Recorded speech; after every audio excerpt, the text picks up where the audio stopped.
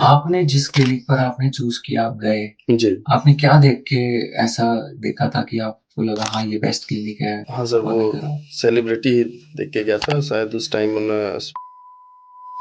और 1-2 और थे ऐसे जिन्होंने करा रखा था वहाँ पे।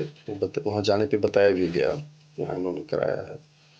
तो उस टाइम मेरे लिए नई चीज़ थी और जहाँ कुछ ऐसे लोग सेलिब्रिटी गए हुए होते हैं तो एक अलग सा भरोसा होता है कि हाँ चलो, वो कि गए हैं तो सेलिब्रिटी ने कराया है तो हाँ, तो अच्छा अच्छा ही ही होगा। होगा। जी, जी। बट अभी हम देखते हैं मतलब वो सेलिब्रिटी जिनकी रोज़ी-रोटी भी बालों से चलती है। जी, जी। माने कितने लीड एक्टर्स हमारे फ़िल्म इंडस्ट्री के, सिंगर्स, वो लोग भी काफ़ी गंदी और खराब हेयर लाइन लेकर बैठे जी, हैं। जी, जी। आप तो ऐसा क्या गलती हुआ क्योंकि वो तो बेस्ट अपने लिए चुनते और बिल्कुल, आपने भी यही बिल्कुल। सोचा कि भाई इस सेलिब्रिटी ने कराया है तो कम से कम बहुत बेस्ट ही होगा, तभी यही सोच के जी, आपने किया। जी, जी, जी। अच्छा क्या लगता है यदि आपको वो सेलिब्रिटी नहीं दिखाते आपको, तो शायद आप वहाँ ट्रांसप्लांट भी नहीं कराते, जी, बिल्कुल। कोई और क्लिनिक चुनते, हाँ, हाँ। है फिर ना? शायद दिल्ली से मुंबई जाते। या कहीं और। संतुष्टि की क्या ही बताऊँ। तो मुझे ऐसा लग रहा है ना कि जो ट्रांसप्लांट हुआ था वो बेकार ही हो गया कि जो रिजल्ट एक लंबे समय के लिए बताया गया था वो रिजल्ट रहा नहीं। क्या बताया गया था? आपने क्या रिसर्च की थी जो वो आपको लगता है? ट्रांसप्लांट के लिए तो जहाँ तक मुझे लग रहा था कि ट्रांसप्लांट हो गया तो 15-20 साल तो कोई क्या आपने दिक्कत ये नहीं होनी क्लैरिफ़ाई किया चाहिए। था जब आपने ट्रांसप्लांट कराया था? हाँ, ज़रूर उन्होंने इस बात को कहा था क्या कि जो बोला था? जो ट्रांसप्लांट हेयर है वो 15 से 20 साल तक कोई दिक्कत नहीं आने वाली है वहाँ ऐसा पे। ऐसा बोला था? हाँ, ऐसा था। पिछले 1-2 साल से ऐसा लग रहा है कि अब वो फ़ायदा नहीं रह गया है। खास था अच्छा नहीं वो दिख रहा। खाली-सा हो रहा है सिर्फ़। मुझे ऐसा लग रहा है ना कि जो ट्रांसप्लांट हुआ था वो बेकार ही हो गया मेरा। हुँ।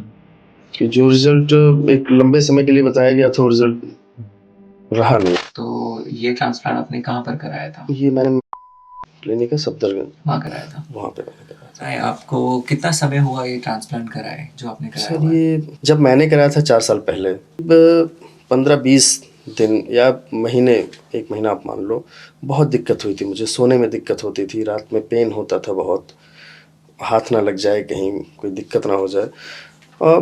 उस टाइम तो मैंने ये मान लिया था कि दोबारा इस सर्जरी को नहीं कराऊँगा मैं, कुछ भी हो जाए, ओह! मेरे बाल हों ना हों, ये सर्जरी नहीं करवा पाऊँगा मैं, ये झेला नहीं जाएगा। और जो हेयर ट्रांसप्लांट जहाँ हुआ भी है, वहाँ भी जो पहले से मुझे पता था कि ट्रांसप्लांट जो होता है वो बाल जाते नहीं है जल्दी, लेकिन फिर भी मुझे ऐसा लगा कि वो जगह भी खाली हो रही है। तो मुझे ऐसा लग रहा है ना कि जो ट्रांसप्लांट हुआ था वो बेकार ही हो गया मेरा। पिछले ट्रांसप्लांट का एक्सपीरियंस आपका क्या रहा था जब आपने कराया था और कैसे? ट्रांसप्लांट हुआ, चेक करने के बाद यही बताया था कि 3500 आप लगेंगे और ये सारा एरिया भर जाएगा आपका।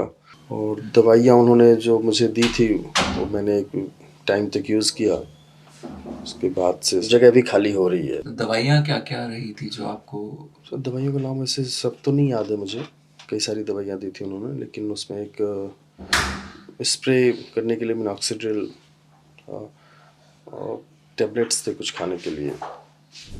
फिनेस्टाइड भी था उसमें? फिनेस्टाइड, जी, जी, बिल्कुल। तो फिनेस्टाइड जनरली क्या रहता है, एक ऐसी दवा है जब आप खाते हो जी, तो जी। आपके रिजल्ट्स में काफ़ी चेंज दिखता है, काफ़ी मोटे दिखते हैं बाल, जी, जी। भरे हुए दिखते हैं और जब आप उसको छोड़ते हो तो वो वाले बाल फिर निकलते हैं और तेज़ी से निकलते हैं। जी, जी, जी। तो क्या आपको कोई क्लैरिटी दी गई थी दवा के विषय में कि कितने साल तक खानी है, क्या जीवन भर खानी है या क्या होगा यदि दवाई छोड़ेंगे तो?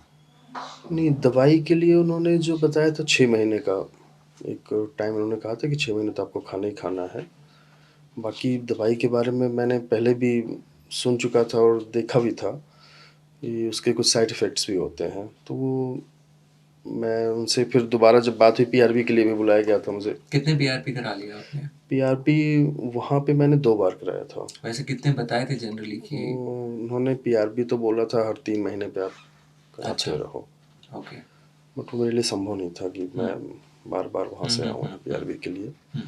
तो पीआरबी जो हुआ अगर मैं अपने केस की बात करूँ, तो देखो मेरे केस में ये जो ट्रांसप्लांट हुआ है, अब इसको 4 साल हो गए हैं और मैंने मिनॉक्सिडिल और फिनेस्टाइड कोई दवाई नहीं ली। जी, जी। क्यों? क्योंकि I would not like to introduce anything of that sort in my ecosystem. जी, आई वुड जी। Rather prefer going without the medicine, but क्यों मैं ऐसा ऑप्ट कर सका? बिकॉज मेरा हेयर लॉस प्रोग्रेसिव नहीं था। जी, एट द जी। Age of 44 years I did it, now I am 48।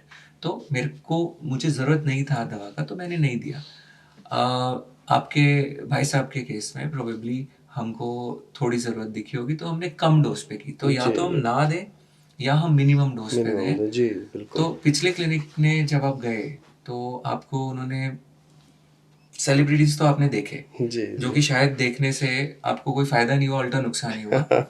But क्या आपने उन्होंने दवाई में आपको माइक्रो डोजिंग का ऑप्शन डिस्कस किया? दवाई के साथ होने वाली डिपेंडेंस और टॉलरेंस बताई? क्या उन्होंने आपको ये बताया कि जब आप 6 महीने बाद दवा छोड़ दोगे, जो इनिशियल 6 महीने बोला, तो क्या 6 महीने बाद दवा छोड़ने के बाद वो बाल टिके रहेंगे जो दवाई से हो गए थे, या वो उड़ जाएंगे? ऐसा कुछ नहीं, बताया? ऐसा तो उन्होंने नहीं बताया कि दवा छोड़ दोगे तो उड़ जाएँगे।